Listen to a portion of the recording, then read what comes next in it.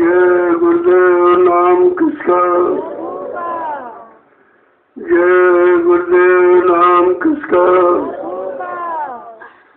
जय गुरुदेव नाम किसका, प्रभु का प्यारा नाम। सभी सत्संगी प्रेमी जनों, एक एक वचन को बड़े ध्यान से सुनो, क्योंकि मानव जीवन बड़े भाग से मिला परमात्मा की प्राप्ति के लिए। अगर ये गफलत में चला गया फिर दोबारा आपको नहीं मिलेगा। इसलिए मानव जीवन का एक एक पल घड़ी बहुत ही महत्वपूर्ण है, क्योंकि इसी शरीर से परमात्मा की प्राप्ति की जा सकती है।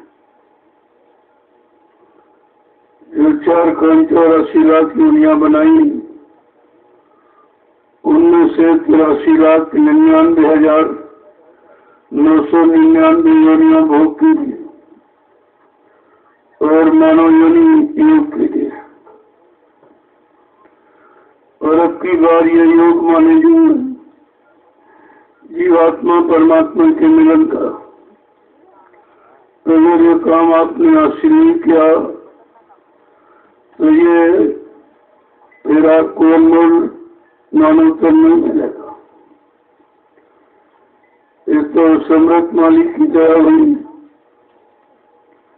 जो आपको मानव शरीर में जीवात्मा को जगाने की थी, नामदान मिल गया। बड़े बड़े ऋषि मुनि योगी महर्षियों को ये युक्ति नहीं मिली। उस जंगलों में तपस्या तो करते रहे, त्याग और संयम शरीर के कठिन साधन करते रहे, लेकिन जीवात्मा को जगाने परमात्मा से मिलाने वाली ये युक्ति नहीं मिली। तो आपको ये सोचना चाहिए, ये युक्ति किसी युग में नहीं और कलयुग में कमजोर गंदे जीवों के लिए क्यों आई, क्यों उन्होंने दया किया। वही महापुरुषों की मौज मस्ती पर निर्भर है, वो खुश हो गए और आपको रास्ता दे दिया। तो घर गृहस्थी परिवार में रहो, कलयुग में आपको साधु नहीं बनाया और साधु बना नहीं जाता। साधुता एक विचार है, तन मन वचन इंद्रियों को हो, साधना ही तो साधु है। और ये बात का पाखंड है, जितना है बनावट बाहर में, ये सब पाखंड है। इससे जीवात्मा परमात्मा के मिलन का कोई संबंध नहीं है। परमात्मा अजर अमर देश सत्यलोक की रहने वाली है और ये काल देश का सामान है, बायाडम्बर पाखंड। तो जब तक सत्संग नहीं मिलेगा आपको न इधर का ज्ञान न उधर का ज्ञान, न ये काल माया की बनावटी रचना, ये भी आपको समझ में नहीं आएगी। और उधर सचखंड अनामी धाम जो सच्चा है और निखारित प्रकाश का, उसकी भी जानकारी आपको नहीं हो पाएगी। तो संत महापुरुष अगर समय से ना आए होती है तो जीव तो अनभिज्ञ था, अज्ञान था, कुछ नहीं मालूम था। उन्होंने आके सर्वप्रथम ये रास्ता खोला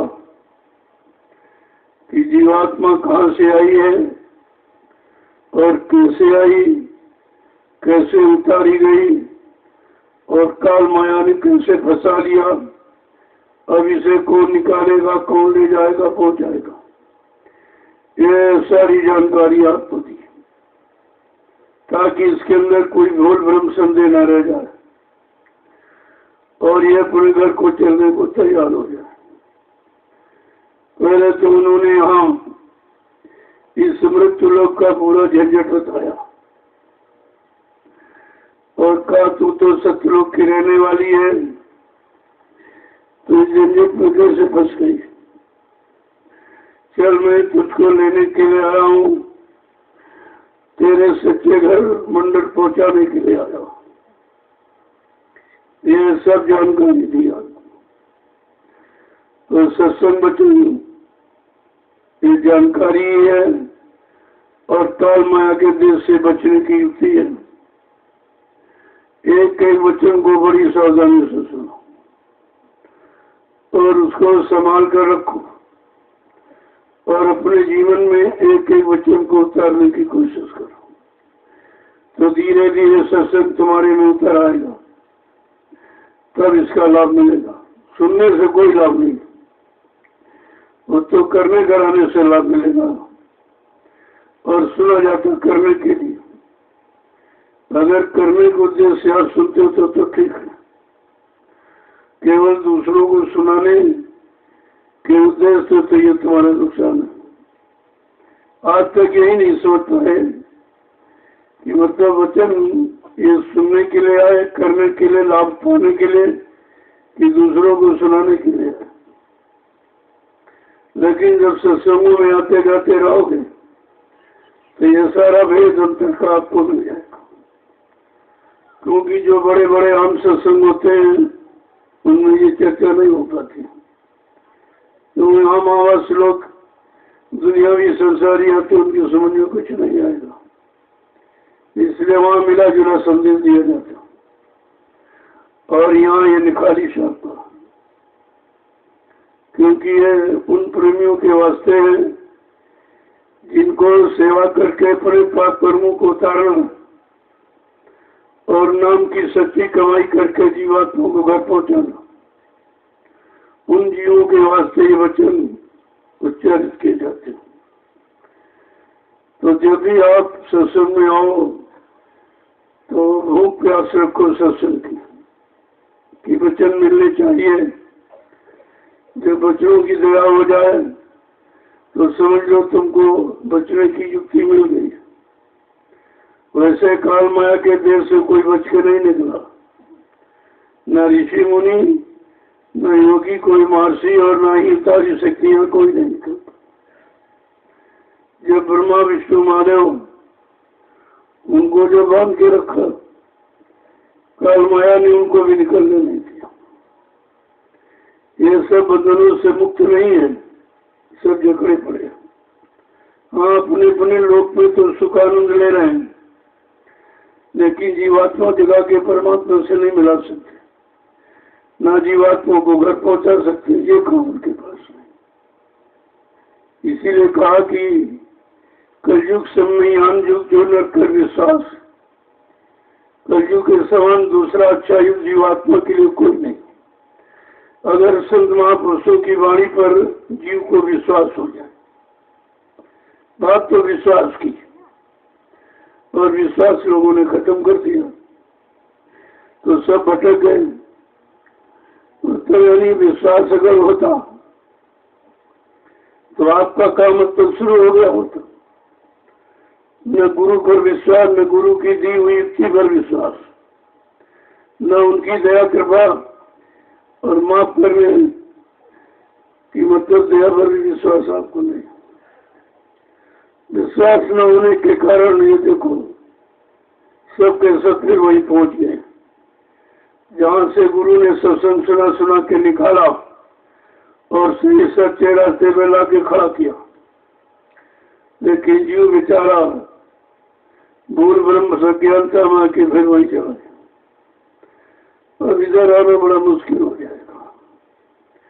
प्रयास तो भी किया जा रहा, इसीलिए वचन सुनाए जा रहे हैं और याद कराए जा रहे हैं आपको कि भूल गए हो तो फिर से याद कर लो।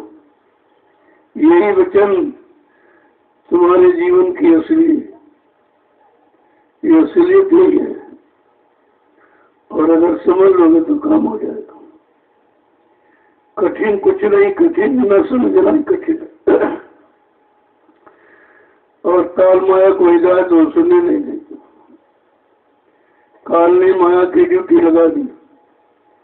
किसी परमार्थी जीव को नाम की कमाई करने मत देना, उसके मन को लगने मत देना, न परमार्थी सेवा में लगने देना, न गुरु के वचनों को सुनने में, न मानने में विश्वास नहीं करने देना। तो तुम्हारे पीछे कितने झंझट लगा दिए माया ने, कैसे निकल सकते हो? और उस पर काम करो, लोभ मोह अहंकार का पहरा लगा दिया। इन कठिन पहरेदारों के बीच ये आत्मा बेचारी बैठी क्या कर सकती है?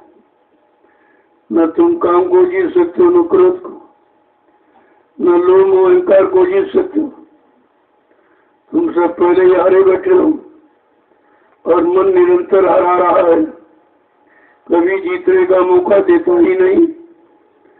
और गुरु ने जीतने की युक्ति बताई, आप समझ नहीं पाए, तो सब धोखा हो गया आपके लिए। सत्संग का भी पुराना मत समझो, नित्य नया है। जैसे रोटी बहुत पुरानी कब से खा रहे हो, लेकिन नित्य नई शक्ति ऊर्जा देने वाली, इसलिए रोटी को कोई पुराना नहीं मानता। ऐसे सत्संग वचन यानी जागृति और चेतना और फलना और प्रेरणा देने वाले ये नित्य नहीं है, नित्य नहीं प्रेरणा आपको देंगे।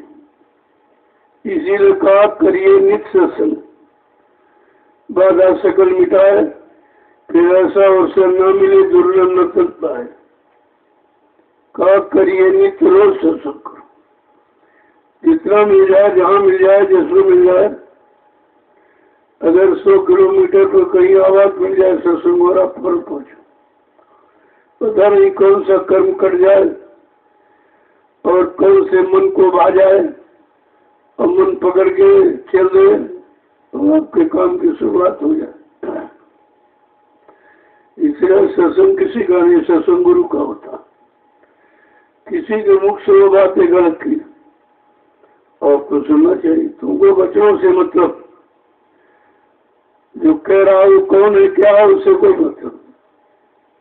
मतलब रखो बच्चों से। बच्चन काम करेंगे, बच्चन आपको बचाएंगे, बच्चन काला मकाल माया के देश से निकालेंगे और बच्चे ही घर पहुंचाएंगे। इसलिए बच्चों की महिमा है। और संत वचन इसीलिए सर्वोपरि माने गए, क्योंकि ये वचन कभी यहाँ रहे नहीं और किसी ने उच्चारण किया भी नहीं। कबीर साहब से लेकर जो आए उन्होंने स्पष्ट नहीं खोला, घूम घूम के प्रचार के रूप में जानकारी नहीं दी। जो उनके पास कोई गया सेवा श्रद्धा भाव से तो उसको नामदान तो दे दिया, लेकिन ये नहीं कहा कि हम तुमको नामदान दे रहे हैं तो हम जब तक तुम्हारी जीवात्मा को घर में ही पहुंचा देंगे मैं मानव शरीर से जाऊंगा नहीं, ये नहीं कहा। ये केवल समृत मालिक का ऐलान हुआ। तभी तो आपको जानकारी रखनी चाहिए कि संत अलग है, सदगुरु अलग है और परम संत सबसे अलग है। गुरु संत सदगुरु परम संत ये सब अलग अलग है। काम तो सबका लगभग एक ही है, लेकिन वादा अलग अलग है और सच्ची ताकत देना ये भी अलग अलग। जब आप सत्संग सुनोगे तभी तो तुम्हारी समझ में आएगा कि गुरु किसे कहते हैं। गुरु ज्ञान कराने वाला, अच्छे बुरे पाप पुण्य की पहचान कराने वाला, माँ बहन बेटी बहू की पहचान कराने वाला, रात पर धन दौलत मान सम्मान सामान दिलाने वाला। और सतगुरु सत्य माने ईश्वर गुरु माने मिलाने वाला, जो ईश्वर ब्रह्म पार ब्रह्म महाकाल सतगुरु से मिलाए, दर्शन दीदार कराए, उसको सतगुरु कहते। बहुत अंतर है, चीज नहीं है। लेकिन बिना सत्संग के आप कैसे समझोगे कि गुरु किस लिए आया, संत किस लिए आए, सदगुरु किस लिए आया, परम संत किस लिए आया। कहा जब घोर कलयुग, कहा मानो गुरु को भूल जाएगा, संतों को भूल जाएगा, सदगुरुओं को भूल जाएगा, तब परम संत सच्चा मालिक रूहों पर रहम करने के लिए मृत्यु मंडल में मानो चोले में खुद आ जाएगा। वो स्वयं आ जाएगा। जब स्वयं आ जाएगा तो मालिक को किसी से सलाह लेने की क्या जरूरत, परामर्श करने की क्या जरूरत, वो अपने में स्वयं सक्षम। इसलिए जब समर्थ मालिक आए तो उन्होंने जीवों के लिए व्यवस्था बिल्कुल निराली, व्यवस्था का नाम दूरदर्शी दिया।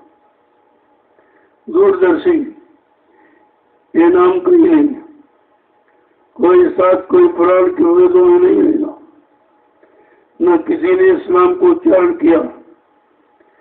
दूरदर्शी का मतलब जो दूर तक देखता, दूर तक सोचता, दूर तक समझता और सबके कष्ट मुसीबत को दूर करने की जिसके पास योजना है उसको कैसे दूरदर्शी।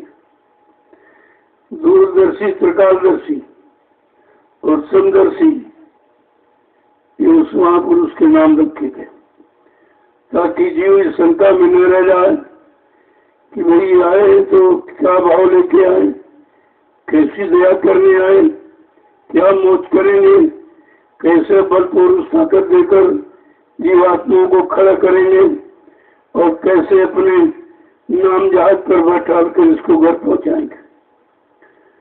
तो कहने का मतलब अगर समर्थ महापुरुष न आया होता तो किसी को जानकारी नहीं मिलती। अब ऐसा महापुरुष कभी आया नहीं, उसकी कोई जानकारी यहाँ है नहीं। जब आया नहीं तो जानकारी कौन कहेगा, कोई लिखा पड़ी उसकी नहीं यहाँ पर। इसलिए समर्थ मालिक को अपना परिचय देना पड़ा, खुल के कि मैं किस काम के लिए आया हूँ और कौन सा काम करके जाऊंगा। बिना काम के लिए मैं नहीं जाऊंगा। जब तक मेरा काम नहीं हो जाएगा, चाहे मुझको इस मृत्यु मंडल में, इस मानव शरीर में 400 वर्ष तक क्यों में रहना पड़े, लेकिन काम करके ही जाऊंगा। काम नहीं करते इतिहास कैसे? जो कलयुग का इतिहास बनाने आया है, क्या बिना काम के इतिहास बन जाएगा?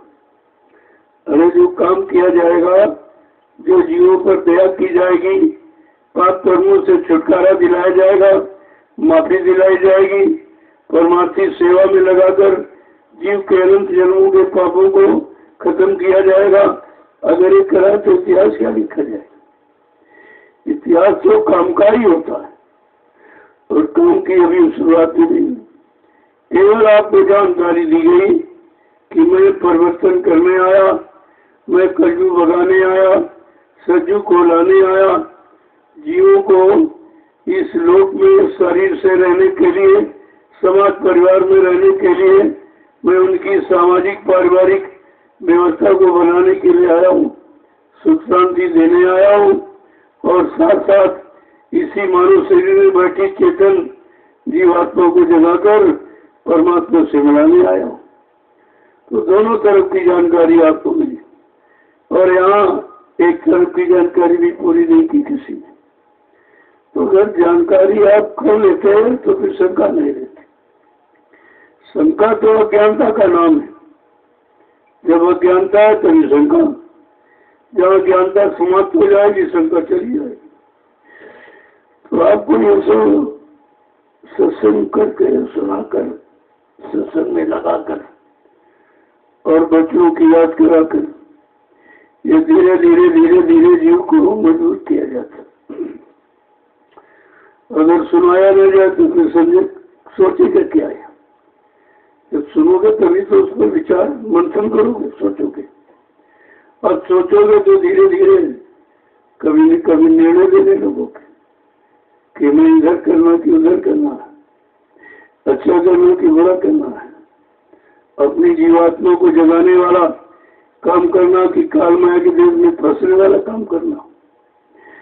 जानकारी तो जब होगी जब आपको सत्संग वचन मिलेंगे, उसी पर भी चिंतन होगा और बगैर चिंतन के निर्णय नहीं लिया जा सकता। तो वो सवाल अलग ही है। कहने का मतलब ये है, जब आपको रास्ता मिल गया तो उस रास्ते पर चलना चाहिए, और जो नाम मिल गया तो नाम की कमाई करनी चाहिए। ये दोनों काम आपके लिए। जैसे आप रुपए पैसे की कमाई करते हो तो शरीर की पूर्ति के सामान खरीद लेते हो, इसी तरह नाम की कमाई करोगे तो आत्मा की पूर्ति का सामान वो आपको मिल जाएगा। कि दोनों का काम अलग, नाम की कमाई और नाम की कमाई। नाम की कमाई साथ जाएगी और नाम वाली हो जाएगी, क्योंकि यही इसी नाशवान शरीर इंद्रियों से मिलकर ये दाम की कमाई करते हो, और शरीर नाशवान है, इंद्रिया भी नाशवान, और जो कि कमाया वो भी नाशवान है। अभी तक जीव ने यही निर्णय ले लिया कि नाशवान क्या मेरे साथ जाएगा और क्या यहाँ नहीं जाएगा।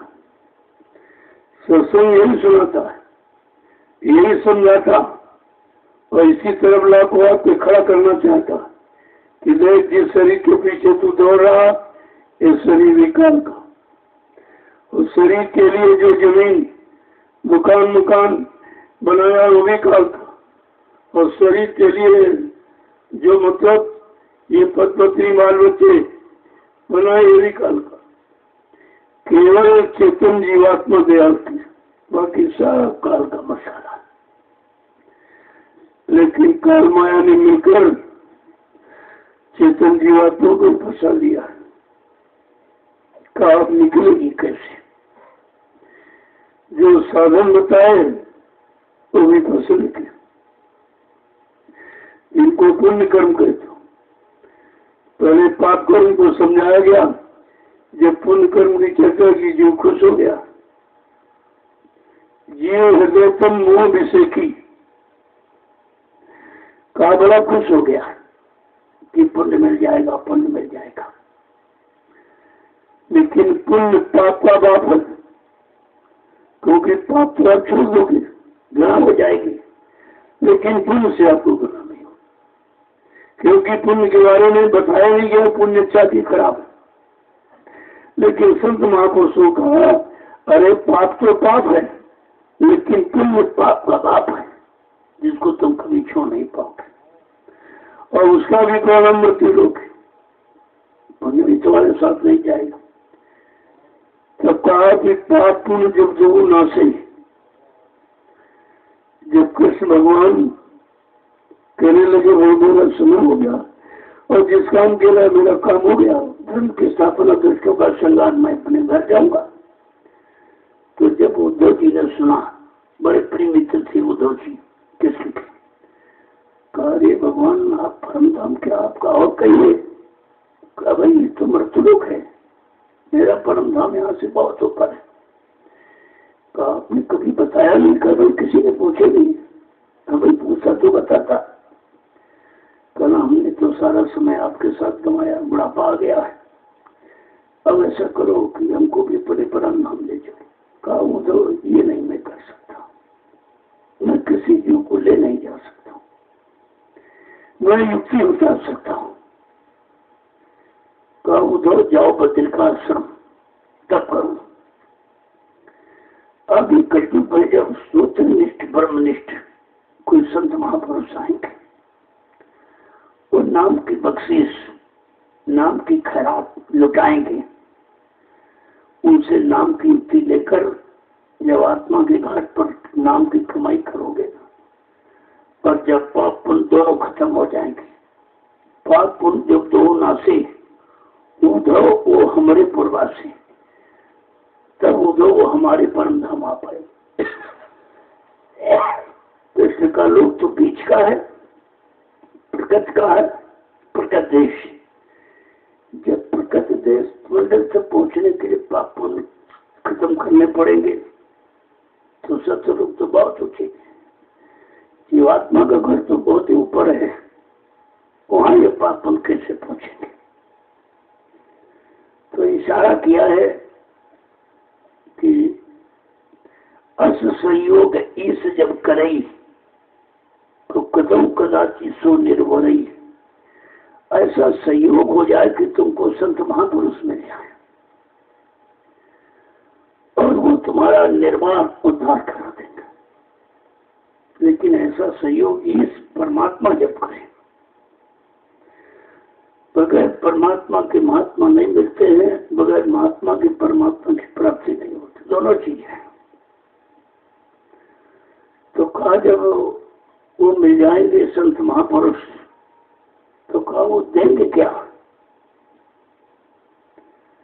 कहा उनके पास नाम की चिंगारी है, जैसे फूस का ढेर हो और फूस के ढेर पर आप एक चिंगारी डाल दें और हवा का सहयोग मिलते ही वो चिंगारी अपना रूप धारण करके उस फूस के ढेर को एकदम राख कर देगा, जला के।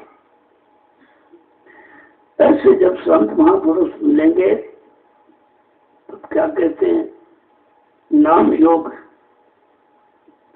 योग अग्नि तब प्रकट कर कर्म सुबह शुभ जारी और बुद्धि से रावय ज्ञान ग्रत मनता मल जग जाए। का वो मिलेंगे महापुरुष तो नाम योग की साधना से करेंगे।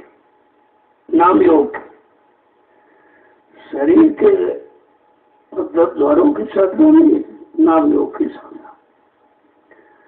तो जब उससे क्या होगा, नाम में चिंगारी पैदा होगी, उस चिंगारी से तुम्हारे अनंत जन्मों के पाप जल के राख हो जाएंगे।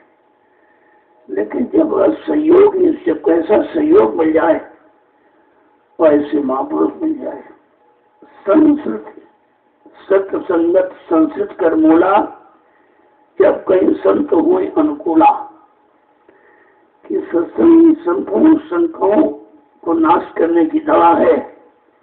लेकिन जब वो संत तुम्हारे अनुकूल हो जाए,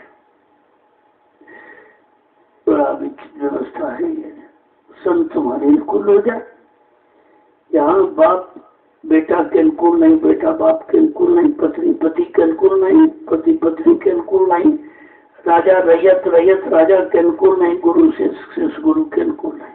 लेकिन गोस्वामी जी महाराज लिखते हैं, जब कलयुग में ऐसा समर्थ परम सद्गुरु आए वो जीवों के अनुकूल हो जाएगा, तब ये जीवात्माओं का उद्धार हो सकेगा। अनुकूलता का मतलब तुम्हारे जैसे, तुम्हारे किसी पाप कर्म की गंदगी को नहीं नोट करते और तुमको गोद में ले लेते हैं तो बैठा करके नामदान दे देते हैं। ये अनुकूलता है कि कुछ नहीं पूछा कि तुम कितने पाप कर्म करके आए हो, कितने पुण्य करके आए हो, किसको धोखा देके छल कपट बेईमानी करके आए हो, व्यभिचार कुपचार करके आए हो, कुछ नहीं पूछा और जीवों को शरण में ले लिया और गोद में बैठा लिया और नामदान दे दिया। ये अनुकूलता है। ऐसी अनुकूलता में कोई नहीं आया धरती पर। इसे कहा कि मालिक खुद आया और मालिक अपने जीवों के प्रति अनुकूल होके आया और अनुकूलता का पूरा परिचय भी दिया आपको। लेकिन आप जब समझ नहीं पाए, क्योंकि सत्संग वचन आप सुनते नहीं, तुम्हारे कान तो सुनते हैं, तो तुम्हारा मन नहीं स्वीकार करता है। तो कानों के सुनने से काम थोड़ी चलेगा। कान तो अच्छा बुरा सब सुन लेता, लेकिन मन उस पर जब तक चिंतन नहीं करेगा, और जब मन चिंतन करता है इसके बाद बुद्धि निश्चय कर लेती है क्या करना क्या नहीं करना। तो कहा ये सब संत महापुरुषों की अनुकूलता पर निर्भर है। नहीं कलयुग का जीव तो जा ही नहीं सकता, इतना गंदा खराब है कि जा नहीं सकता बेचारा। और उनको ले जाना है, कहा कि भाई देखो माँ बाप के लिए बेटा कभी खराब नहीं होता, कितना खराब हो, लेकिन माँ कभी बेटे को खराब नहीं करेगी। ऐसे मालिक कभी अपनी जीवात्मा को खराब कर देंगे, और है भी नहीं खराब, वो तो शैतान मन के संग दोष के कारण खराब हो गई। क्योंकि दोनों शरीर में है, आत्मा भी शरीर में, मन भी शरीर में है। अब यह है कि आत्मा दोनों आंखों के मध्य भाग में बैठी है, जहाँ कोई गंदगी नहीं, पाक साफ स्थान, और मन भोगों के गंदगी में आके उतर गया और गंदगी में वो डुबकी लगाने लगा। तो इतनी गंदगी चढ़ गई कि उस गंदगी में वो सब कुछ भूल गया, अपना सब कुछ खो बैठा, बिल्कुल शक्तिहीन, निर्बल, कमजोर हो गया। और आत्मा वहां इंतजार कर रही, भाई कब आएगा, कब लौट के आएगा, क्यों नहीं आ रहा। अब वो बेचारा फंसा पड़ा, कैसे आए। और जब शक्ति सब खत्म हो गई भोगों में, तो बिल्कुल बेकार हो गया। अब कहते कि भाई कोई समर्थ सहयोगी अपनी दया कर दे और इसको अपने बल से निकाल कर भोगों से अलग खड़ा कर दे, तो हो सकता है ये चलने लगेगा। देखो कितना काम करने आए और तुमने ऐसे सहयोगी, हमदर्द, शुभचिंतक को बिल्कुल नहीं पहचाना। ये काम तुम्हारा कौन करेगा। कहीं रस भोगों का गंदा रस लिया मन ने, तो गंदगी इसने की, इसकी गंदगी कौन ले लेगा। लेकिन नहीं, जो निकालने आए हैं वो गंदगी नहीं देखते हैं। जैसे धोबी जब कपड़े को धोता है तो गंदगी से परहेज नहीं है, और गंदगी उसकी योग्यता मानी जाती है कि जितनी जो गंदगी कोई ना साफ कर सके, जो खराब करते उस धोबी को सबसे बड़ा, सबसे मतलब यानी मार्ग से उसको माना जाता है। ऐसे सदगुरु इस मनो तन और तन में मन, जीवात्मा दोनों को साफ करते हैं, बल्कि तीनों को, तन को, मन को, जीवात्मा, तीनों को साफ करते हैं। सत्संग सुना कर सब बता देते कि तन कैसे शुद्ध होगा, मन कैसे शुद्ध होगा, और तन मन के शुद्ध के बाद फिर जीवात्मा कैसे शुद्ध हो जाएगी। ये सब बताया और कराया भी जाता आपसे, और आप कर भी रहे हो, लेकिन समझ नहीं पा रहे हो, क्योंकि करते हो समझदारी से नहीं करते।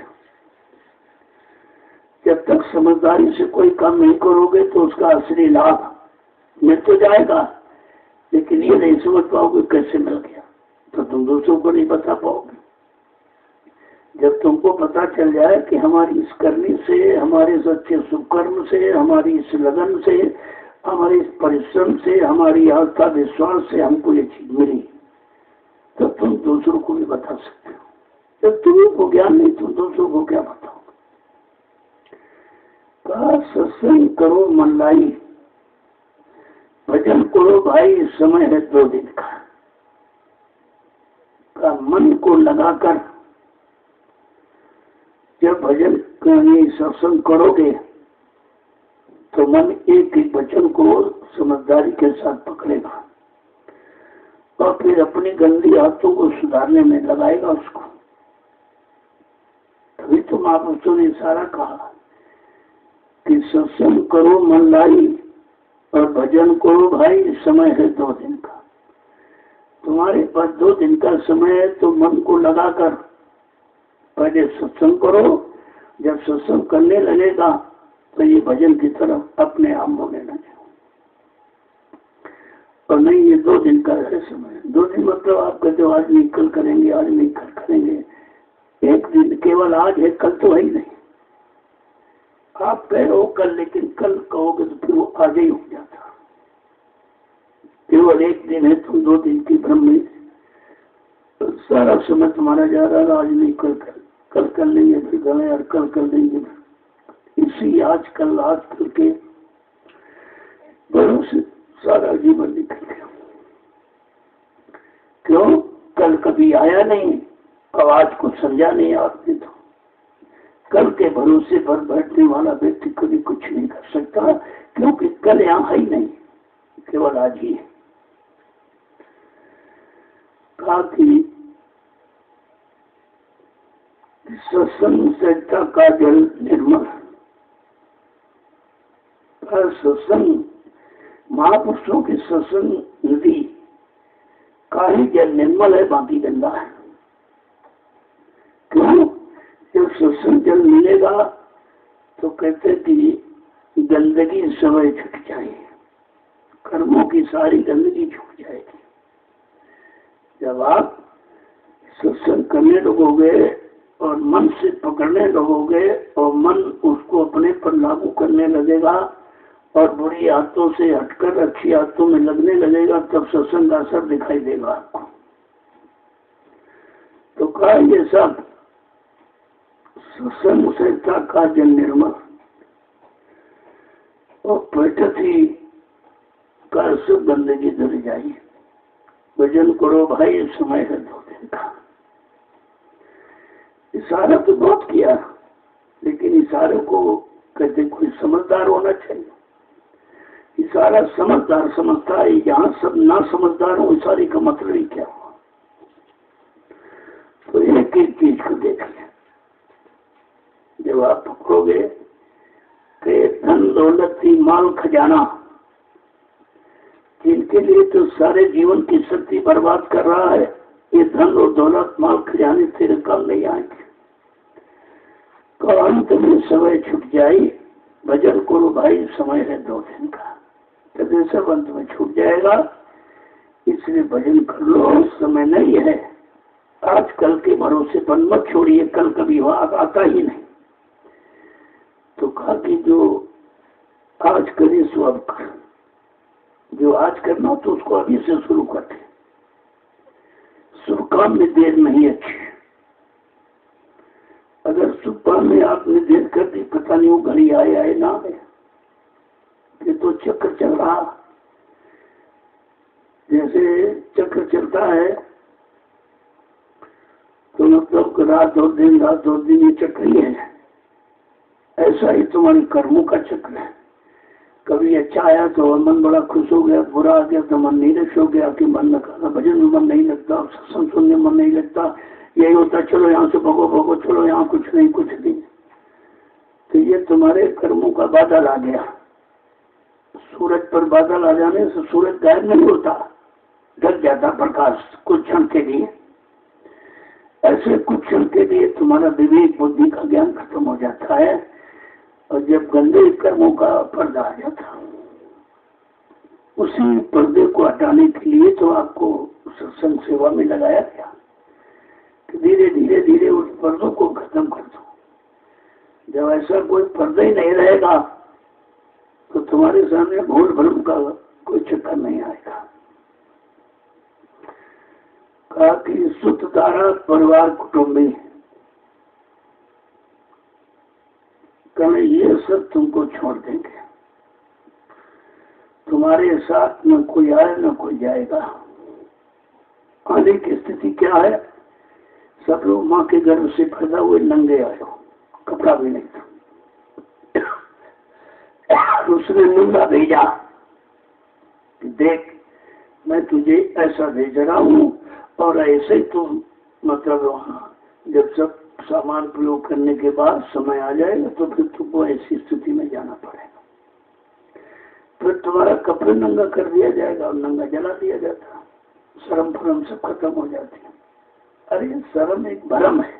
शर्म क्या? शर्म एक भ्रम है, और शर्म एक कमजोरी भी है। कमजोर जो है उनको शर्म लगती है, लेकिन वीर पुरुषों को कोई शर्म नहीं होती है, वो सबसे लड़ते हैं। अगर कोई शर्म अच्छे कर्म में आ गई, सब तो फोटे कर्म। इस सेवा में जिन की शर्म उनके फोटे कर्म। सेवा करने में कहा हो कपड़े गंदे हो जाएंगे और लोग देख लेंगे बहुत बड़े आदमी हैं, यहाँ मिट्टी ढो रहे हैं, यहाँ ये कर रहे हैं वो कर रहे हैं, बस बस इसी ने आपको ले डाला, ये सब तुम्हारा ले भाएगा। तो कहा कि सेवा से ही तो गरुड़ घमंड उतारना तुम्हारा है, जो मन पर चढ़ा है, मन को अच्छे काम में लगने नहीं दे रहा है, इसी गरुड़ घमंड को उतारना है। और उतारने की युक्ति का नाम है सेवा। ये सेवा काम करेगी आपको। थोड़ा बहुत जब मौका मिल जाए तो बच्चों को बैठ के चिंतन किया करो कि भाई आज ये क्यों कहा गया, किस काम के लिए कहा गया, किस चीज को पाने के लिए कहा गया, कौन सा लाभ मिलने के लिए सारा किया गया। तो जब बच्चों का चिंतन करोगे गुणन मनन तो सब समझ में आ जाएगा। लेकिन शैतान मन के वशीभूत और मन भोगों का वशीभूत वो कुछ नहीं कर पाएगा। वो शख्स सत्संग में आएगा लेकिन कुछ हासिल नहीं कर पाएगा। इसलिए सत्संग में आओ तो खाली आओ। जो पहले से भरे आए निंदा आलोचना बुराई से एकदम फुल है, वो यहाँ क्या पाएंगे। जैसे कोई बर्तन गंदगी से भरा, उसमें घी डालो तो कहो देखो घी अच्छी चीज है, बर्तन लेके हुई रहा, अरे बर्तन लेके गए तो ले कैसे, तो पहले इसको साफ करो। सत्संग सुनकर सेवा करके सुमरन ध्यान भजन में मन को लगाकर पहले से बड़ी रगड़ाई करो, उसकी सारी जंग छूट जाए। एक महात्मा जी थे तो उनके पास एक शिष्य आया, थोड़े दिन में आया करे कि हमको भगवान से मिला दो। आप मिलाना जानते हो? कहा जानता हूँ। कहा मिला दो, कल से आना। तो क्या एक पुराना चिमटा पड़ा था, बहुत पुराना जंग लगा। कहा भाई मेरे यहाँ एक सेवा करनी पड़ेगी। कहा करूंगा। कहा ठीक को चिमटा दीजिए। कहा इसकी जंग सब साफ करो। और इतनी पुरानी जंग थी तो हफ्ते दो हफ्ते उसमें कुछ हुआ ही नहीं। लेव साफ कर दिया, भगवान मिलाओ। कहाँ साफ हुआ? अरे भाई बिल्कुल साफ करो, एकदम चल देंगे। तो कहने लगा भाई कितना समय, महीने 2 महीने, साल 2 साल तो जंग साफ नहीं हुई। देखो भाई जब तक साफ नहीं होगा तब तक दर्शन कैसे होगा। धीरे धीरे धीरे धीरे साफ करता रहता था, सत्संग सुनता रहता था। तो 2-4 साल निकल गए और साफ नहीं हुआ। तो जब सत्संग सुनता था कि अब मैं समझ गया आपने चिमटा किस लिए दिया था। कहा मेरे मन पर ऐसी जंग लगी हुई है, भोगों की जंग चढ़ी है। जब तक ये मुर्चा, फिर जब छूटेगा नहीं वही तब तक कुछ होगा। कहा बस यही बात है, इसे डाल दिया था। कहा तुम जितनी साफ फूल होती है दर्शन करा दे तुमको, तो तुम्हारे माने परिश्रम पर निर्भर है। वो समझ गया कि असली बात यही है कि मन पर इतना मुर्चा लगा हुआ है, जंग लगी हुई है, कितने जन्मों के गंदे कर्मों की काई, और ऐसे छूटने वाली नहीं है। बिन सत्संग जल के बिना उस काई को छुड़ाया ही नहीं जा सकता। तो महात्मा बहुत छोटे से मिसाल से बहुत बड़ी चीज का इशारा करते हैं और उसके समझ में आ गया कि चिमटा क्यों दिया, चिमटा से क्या परमात्मा का क्या मतलब। कला चिमटा से तुमको सीख मिलेगी।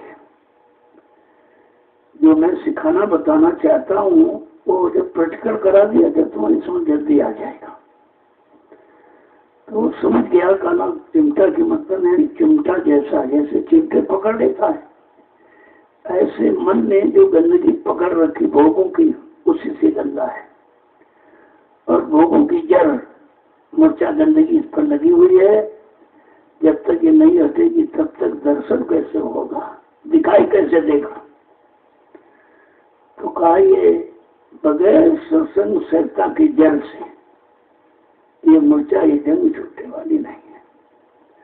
समझ में आ गया, सत्संग करने लगा, सेवा करने लगा, भजन करने लगा, धीरे धीरे धीरे निकल गया। ऐसे ही पार होते हैं। जल्दबाजी में आए और भाग गए, चले गए, ये मिल जाओ वो मिल जाओ, वो तो थोड़ा सा ऐसा पैसा पाया और भाग गया। उनको क्या बताया क्या दिया जाता। जहां अमूलक धन का खजाना वो तो नहीं लूट पाया। ये थोड़ी बहुत कागज वाली उतरा मुद्रा ये लेके भाग गया। समझा कि मैंने बड़ी होशियारी किया और समझ नहीं पाए, मैं ये लेके आ गया। अरे भाई तुम मिट्टी लेके भला है, ये मिट्टी भी तेरे काम नहीं आएगा, ये भी रह जाएगी। तुझको तो अमूलक धन मिलने का रास्ता, अमूलक धन पाने के लिए तुझे रखा, लेकिन तो भाग गया पीछे में ये कूड़ा कचड़ा दे करके। तो सत्संग को समझना इतना आसान नहीं है। आना आसान है, सुनना आसान है, लेकिन समझना और समझ करके जीवन में उतारना बड़ा कठिन है। क्योंकि मन उन वचनों को चाहता नहीं है कि मन का सारा रस, सारा स्वाद खत्म हो रहा है, इसलिए वो वचन क्यों सुनेगा। लेकिन जब सत्संग में पड़े रहोगे तो धीरे धीरे धीरे धीरे सब समझ में आ जाएगा और तुमको उस योग्य बना दिया जाएगा कि तुम अपने आप उस समूरक चीज को प्राप्त कर लोगे। अब जब सुनते ही नहीं हो, समझते ही नहीं हो, करते ही नहीं हो, विश्वास ही नहीं करते, फिर कैसे होगा। तो एक दिन में थोड़ी हो जाएगा। लोगों के कितने जन्म निकल गए, कुछ नहीं पाया। कितनी तपस्या किया, कुछ नहीं पाया। और तुमने तो भी कुछ नहीं किया। तुमने तो कुछ किया ही कुछ नहीं है और तुम कर भी नहीं सकते। तुमसे जबरदस्ती कराया जा रहा। तुम कहाँ सेवा करने वाले थे, लेकिन जबरदस्ती कराया जा रहा। यहाँ होगे तो सेवा कराई जाएगी, यहाँ होगे तो सत्संग सुनाया जाएगा, यहाँ होगे तो भजन कराया जाएगा। 3 काम के सिवा चौथा यहाँ काम ही नहीं। ऐसा दरबार है। तभी तो संत दरबार में बहुत कम लोग इन्हें गिने आते, उनमें से इन्हें गिने बेचारे कुछ पाते हैं और बाकी सब चले जाते, बात जाते नहीं। कहते हैं गुरु को धोखा दे दे। भी तो गुरु को क्या धोखा दे, तो अपने को धोखा दे रहा, अपने भविष्य को धोखा दे रहा, अगर अपने आने वाले अच्छे समय को धोखा दे रहा, तो किसी को क्या धोखा दे। कोई किसी को धोखा नहीं देता, अपने आप को धोखा। और जब समझ लोगे तब धोखा भी खत्म और तुम्हारा काम हो जाएगा। धोखे में ही तो तुम रह जाते हो। जय गुरुदेव, जय गुरुदेव, जय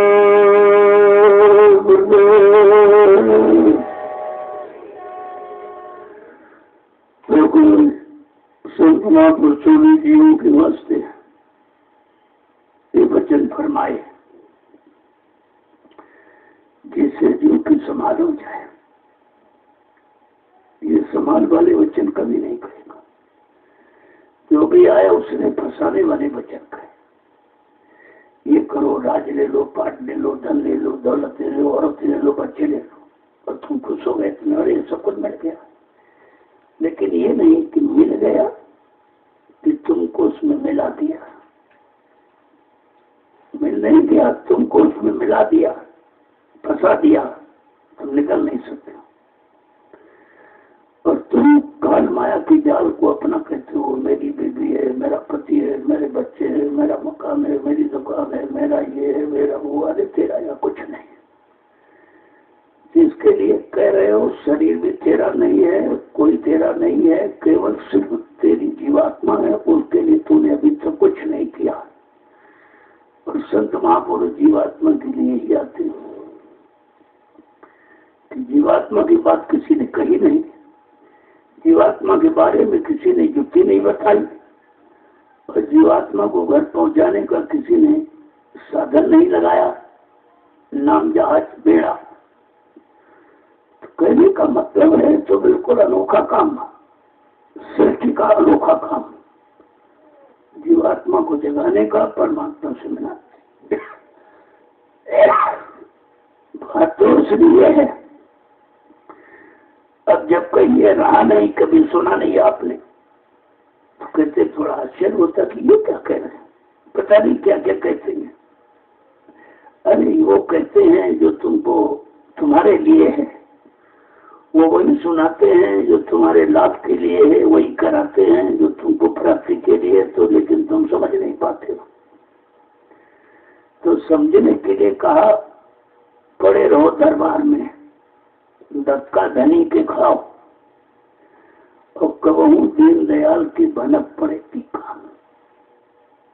सम्राट मालिक के धक्के, धक्के का मतलब उधर से हटा के मन को इधर धक्का दे रहे हैं, चल इधर चल नाम की कमाई की तरफ। जो भोगों में समय मूल गमा दिया, हटकर चल इधर नाम की कमाई, धक्का मारते का। इस तरह के दरबार में पड़े रहोगे और धनी के धक्के समझते रहोगे तो एक न एक दिन मालिक की दया हो जाएगी। ऐसे जीव दया का पात्र बनता है। तो पहली बात दया आप जानते नहीं हो और दे दी जाए तो समझते नहीं हो। दया तो सबको दी जा रही है, अगर दया नहीं की जाती यहाँ कोई आएगा नहीं। दया ही तुमको पकड़ के लेके इधर आई है कि चल चल अपना काम बना ले। कितने जन्मों का भूला बिछड़ा, कब से जीवात्मा बेचारी बिछुड़ी रो रही, चिल्ला रही, कोई सुनने वाला नहीं है उसकी आवाज को, और न कोई उसके दुख को दूर करने वाला है, क्योंकि जीवात्मा का दुख किसी को मालूम नहीं है और जीवात्मा के दुख को दूर करने किसी के पास युक्ति भी नहीं है। तो बताएगा क्या कोई, और जो बताने आए युक्ति उनको किसी ने समझा नहीं है। तो समस्या तो इस बात की है, पहली बात कोई आया नहीं और जो आया उसको तुम समझ पाया नहीं, आप पहचान नहीं पाया, अपना नहीं बना पाया, अपनी जीवात्मा का कल्याण नहीं करा पाए, कुछ नहीं आप कर पाए। तो आए तो, लेकिन तुम्हारे आने, उनके आने से तुम्हारा अर्थ क्या निकला? जो तुम गए तो पास में और सुना भी और रहे भी, लेकिन ये नहीं समझ पाए कि मेरा सच्चा मालिक यही, इसके सिवा कोई नहीं। बहका दिया, भरमा दिया, छोड़ के बच गया, अब क्या मिलेगा? अब तो उन जीवों को वापिस आना बड़ा मुश्किल दिखाई दे रहा है, क्योंकि 7 बरस तो निकल गए कि भी आ जाओ, वापिस आ जाओ, वापिस आ जाओ, और समय से सच्चे रास्ते पे आगे खड़े हो जाओ, नाम की कमाई में लग जाओ, तुम्हारा काम हो जाएगा। लेकिन 7 वर्ष तुमने भी कोई नहीं सुना। तो कहने का मतलब ये है, आए तो लेकिन तुम नहीं आए, तो उनके आने का मतलब क्या? उन्होंने समझाया, तुम समझ नहीं पाए, उन्होंने कराया, तुम कर नहीं पाए, वो लाभ देने आए, तुम ले नहीं पाए, तो मतलब क्या हुआ फिर आने जाने? जो आपके लिए चीज थी तो आप कहाँ ले पाए? तो पहले लेने की आदत बनाओ कि इनके पास क्या है, क्या देने आए, हमको वो कैसे लेना है, क्योंकि लेने का भी तरीका है, और जिस तरीके से लेना जो तुम्हारे पास तरीका नहीं है। कहा प्रेम से प्रकट हुए मैं जाना, अगर प्रेम करो तो मैं तुमको मिल सकता हूँ, लेकिन रुपए पैसे दम दौलत से तो कहते कभी नहीं पाओगे, कभी नहीं पाओगे, क्योंकि काल का सामान वो दयाल है, दयाल काल के सामान को कभी पसंद नहीं करता, और अपने जीवों को भी ज्यादा काल के सामान में फंसने नहीं देता। कभी कहा मैं साधक को गरीब रखता हूँ, गरीब, जब गरीब रहेगा तो मन बौखलाएगा नहीं। गरीबी अहंकार नहीं आने देती है, गरीबी कोई गंदा कदम उठाने नहीं देती है, गरीबी किसी से लड़ने भिड़ने, देखो गरीबी कितनी अच्छी। सब कहा कि दुख की घड़ी गली मत जानो, अगर दुख आ जाए तो समझो हमारे गुरु क्या कर रहा, हमको हर गंदगी से बचाना चाहता है, झगड़े झंझट से बताना चाहता है, दुनिया वालों से अलग करके रखना चाहता, अपना बना के, इसलिए कार्य करना। लेकिन इतनी समझ जीव के अंदर आना बड़ा मुश्किल है। तो रोज करो सत्संग, रोज करो। तो यहाँ तो 2-4 दिन के लिए आ गए हो, जब लग जाओ तो यहाँ से ये लेके जाओ आदत इबादत है। ये आदत लेके जाओ कि हमको नित्य 4:30 बजे घंटा बज रहा होगा, अब हमें उठना चाहिए। अपना दिशा में जान गए, आकर के बस एक प्रार्थना बोलकर और से बैठ गए, जैसे यहाँ करते वैसे। तो यहाँ वहाँ में कोई फर्क नहीं है, जो लाभ यहाँ फिर वो लाभ वहाँ आपको मिलने लगेगा। लेकिन पूरा लाभ तो इधर मिलेगा, लेकिन कुछ % आपको लाभ मिलने लगेगा। तो ये आदत इसीलिए यहाँ डाली जाती है, चाहे घर गृहस्थी परिवार में कहीं रहो, अपनी अच्छी आदत को कभी खत्म मत करो। एक दिन तुम्हारी अच्छी आदत तुम्हारी सच्ची इबादत पे लगा देगी, और जो इबादत शुरू किया काम शुरू हो जाएगा। तो बात तो समझने की है, और समझदारी एक बार में आएगी नहीं। यहाँ बहुत लोग आए, सुना, इधर से सुना और बात करना कुछ नहीं, उनको दिखाई नहीं पड़ा।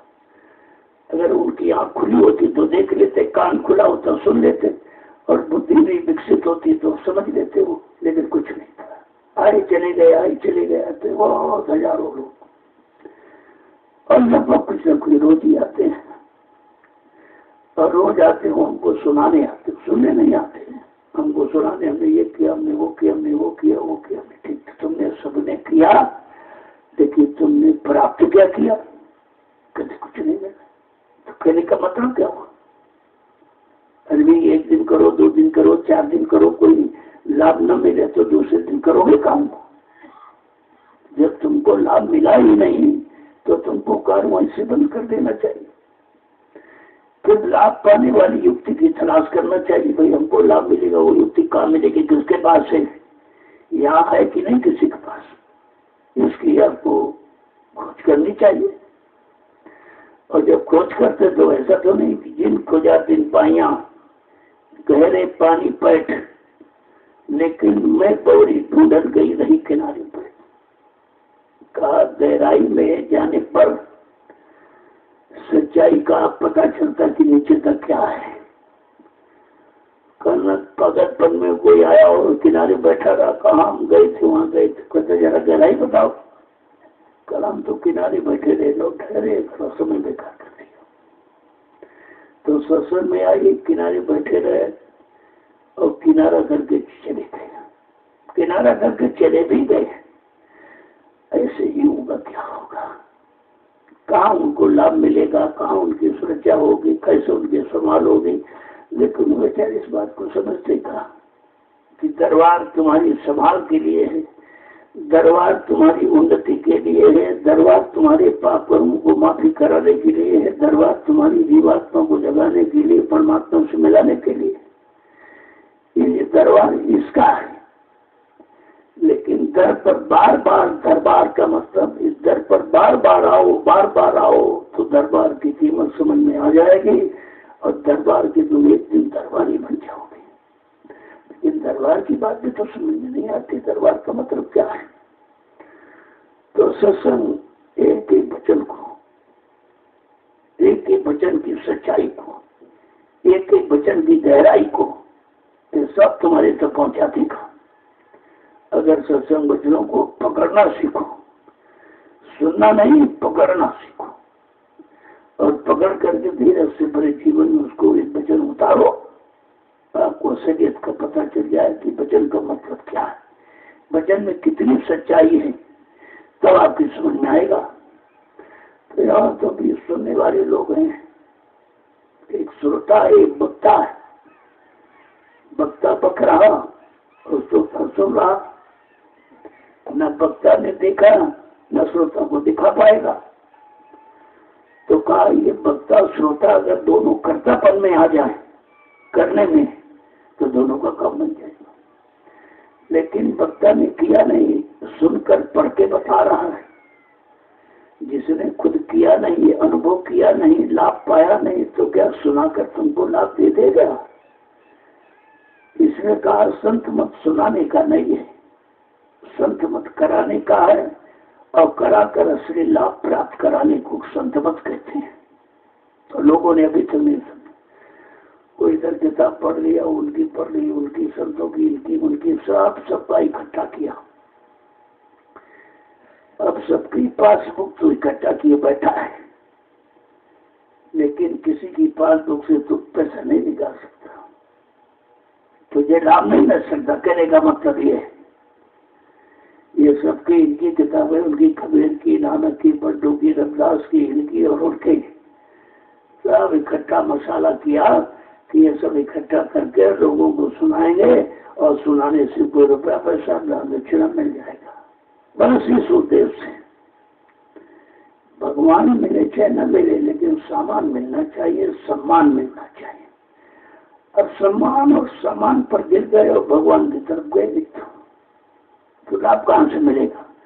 और सारी दुनिया में यही हो रहा, कहा सुनी, कहा सुनी, कहा सुनी।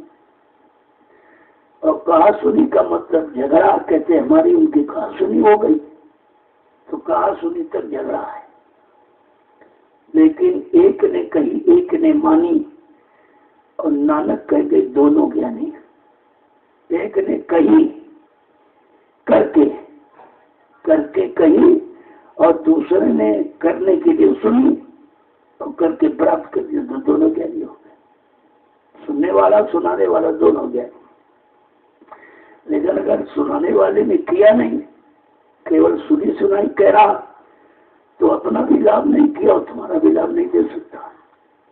और इस समय यही हो रहा, कहा सुनी, कहा सुनी, कहा सुनी, यहाँ सुन लिया, उसे बता दिया, वो सुन लिया, आगे बढ़ा दिया, बता दिया, आगे बढ़ा, किया किसी ने।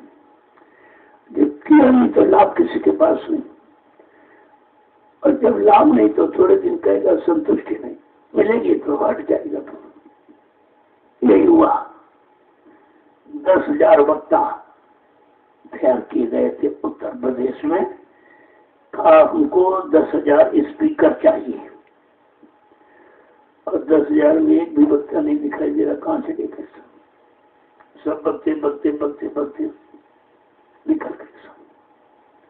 अगर किया होता तो सच्चाई पर डटे रहते, और सच्चाई खिलाफ तुम लोगों को भी बताते कि नहीं नहीं ये सच्चा, ये सच्चा, ये अच्छा। कहने का मकसद ये है, संत मत करनी सिखाता, कथनी और बकनी और सुननी पर विश्वास नहीं करता। इसलिए आपको सुन के करना चाहिए। करने लगोगे सारा बखेड़ा खत्म हो जाएगा। वहां झूठ नहीं दे सकता, वहां शंका संदेह भूल भुलम के लिए जगह ही नहीं।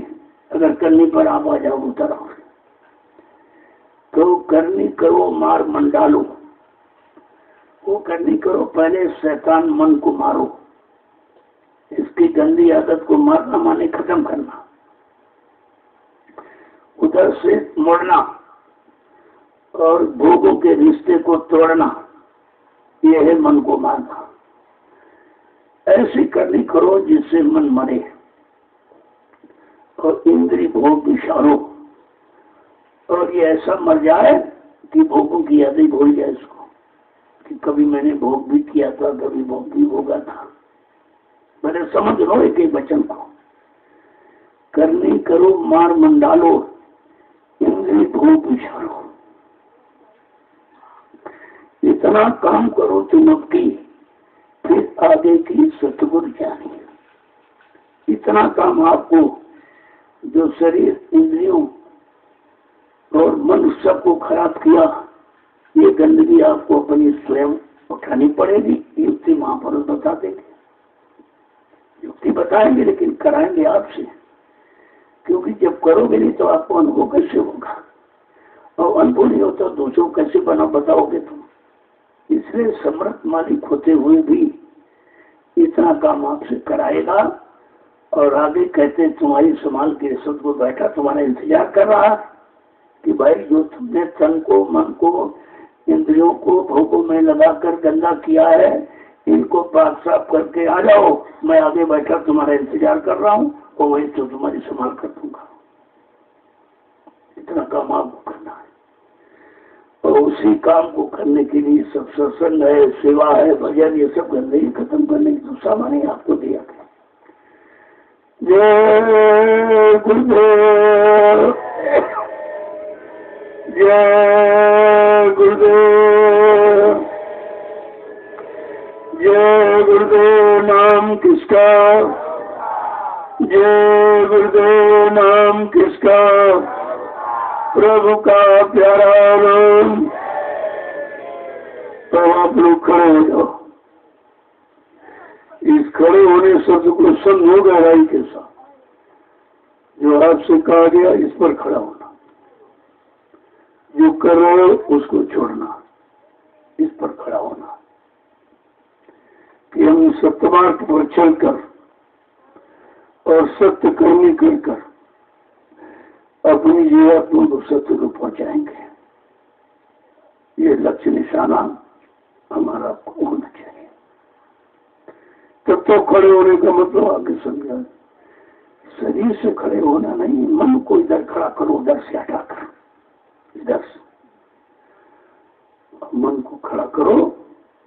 और जब खड़ा हो जाएगा धीरे धीरे चलने लगेगा।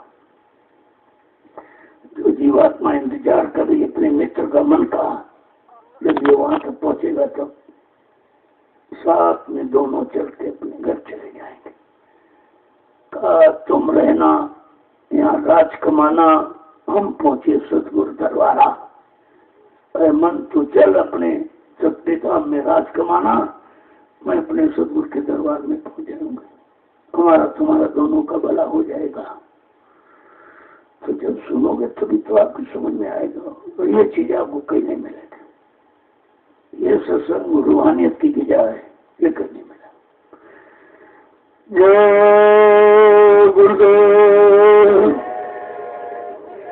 जय गुरुदेव, जय गुरुदेव। नाम किसका, प्रभु का प्यारा नाम। जोर से बोलो, सब मिल बोलो, बोलना होगा। अभी से बोलो, दुख दर्द हरेंगे, सब कष्ट हरेंगे, सुख शांति भी देंगे। सबके दाता, सबके मालिक, प्रेम से बोलो। ये नाम नहीं इंसान का, ये काम नहीं इंसान का। जय गुरुदेव। जब जानकारी मिल जाए जानकार से, उस जानकारी से अपना काम बना देना चाहिए। जब काम बन जाएगा एक दिन आप भी जानकार बन जाओगे। तो जानकार बनने के लिए आए हो। जब जानकार बन के निकलोगे अपना भी काम कर लोगे, दूसरों का भी कर सकते। जय गुरुदेव, जय गुरुदेव, जय गुरुदेव। नाम किसका, प्रभु का प्यारा नाम। सतयुग को लाएंगे, विश्व में शांति को लाएंगे, जन जन में प्रेम को लाएंगे।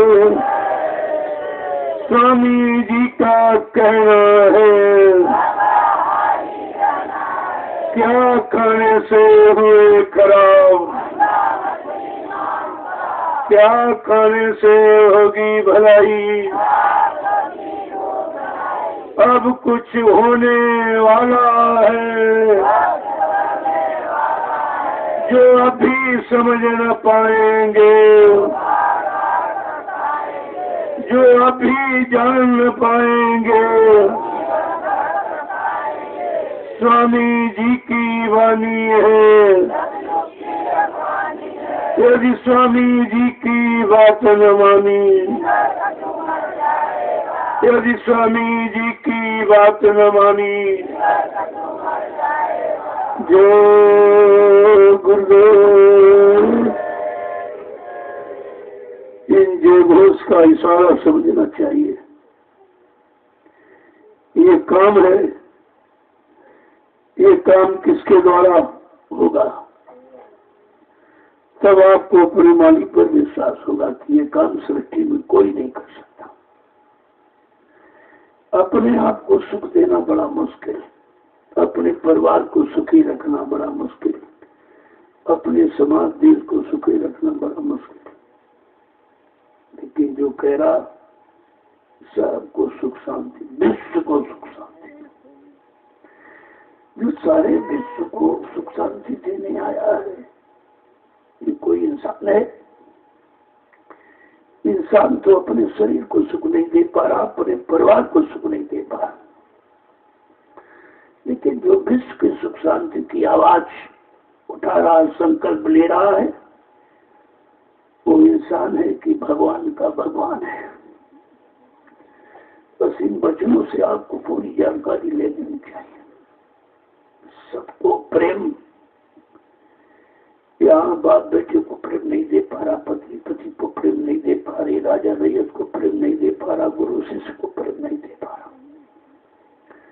वो कहते हैं विश्व को सबको प्रेम, सबसे प्रेम करेगा और सबसे प्रेम करना सिखाएगा और वो सबका प्रेमी हो जाएगा। एक जय घोष नारे जो है, इन पर भी आपको चिंतन करना चाहिए कि यार ये काम किसी के बस का है कि नहीं है। इस भूमंडल पर तो ये काम कोई कर नहीं सकता। अगर आवाज उठी है तो काम करने वाले ने उठाई, जिसने उठाई वही काम करेगा, बाकी किसी के बस का नहीं। कोई नकल करके कर दे करेगा तो कभी नहीं हो सकता। इसलिए ऐसे जय घोष, ऐसे नारे हैं, उन्हीं से लोग समझ ले भाई ये काम किसी के बस का नहीं है, और जो करने आया वो किसी के बस का नहीं, कि पहचान ही नहीं उसको कोई। तुम्हारे पहचान के बस की बात नहीं है।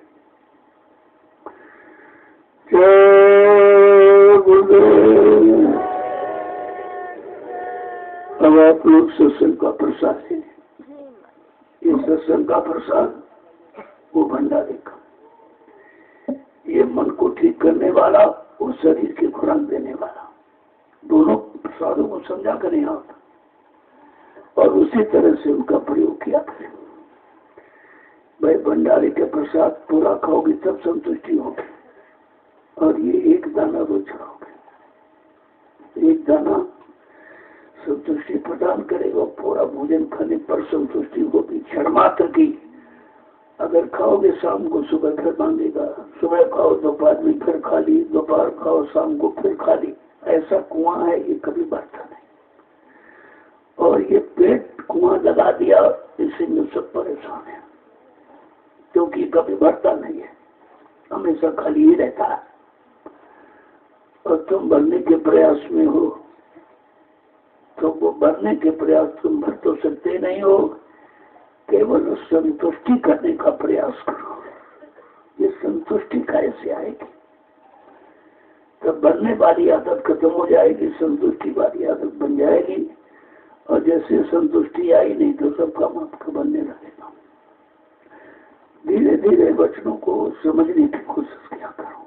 तो मैं बहुत थोड़ा लघु सत्संग करता हूँ, वो चंद मिनट का, ताकि जब थोड़ा रहेगा तो आप समझ सकोगे। ज्यादा बता दिया तो भूल जाओगे आप।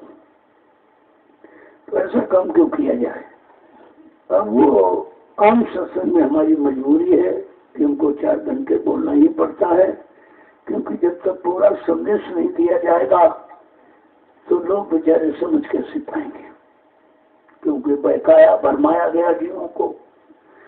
अब उनका भूल भरम निकालने के लिए पूरा संदेश देना पड़ेगा, जो 10 जुलाई 1952 से 2012 तक आपके कानों तक पहुंचाया गया, उसको एक बार फिर पूरा करना पड़ेगा। और पुराने लोग अपना रिवीजन कर लें उसका। और वैसे भी साल में रिन्यू करना पड़ता है। आप यही समझो कि हम अपने बच्चों को रिन्यू कर रहे हैं, ताजे कर रहे हैं, हमारे काम आने और ताजे करने में भी आपकी समझ हो जाएगी। तो अब आप लोग सत्संग का प्रसाद ले लीजिए। दिन भर आपकी मेहनत की है, समय से भोजन प्रसादी लेकर आराम करो। जब आराम करने जाओ तो ये प्रसाद जो यहाँ दिया जा रहा है, एक दाना खाकर 10 बार देखो तो नाम बोल कर ही सोना चाहिए। जिसका मन ज्यादा खराब, तमाम खराब सपने देखता है, तो मैंने उनको बताया कि 10 माला जय गुरुदेव नाम की शाम को करके आप सो जाइए, तो मन का बुरा चिंतन खत्म हो जाएगा। जब माला करते करते सो जाओगे, उसी माले में ही सो गए आप, यानी नाम में रम के सो गए हो, तो गंदगी का प्रश्न नहीं है, फिर मन गंदे कामों में नहीं जाएगा। और जब इस मंत्र को भूल जाओगे तो निश्चित आप परेशान हो जाओगे। तो याद रखना चाहिए ना एक वचन को। अब आप सत्संग का प्रसाद ले लीजिए। जय गुरुदेव।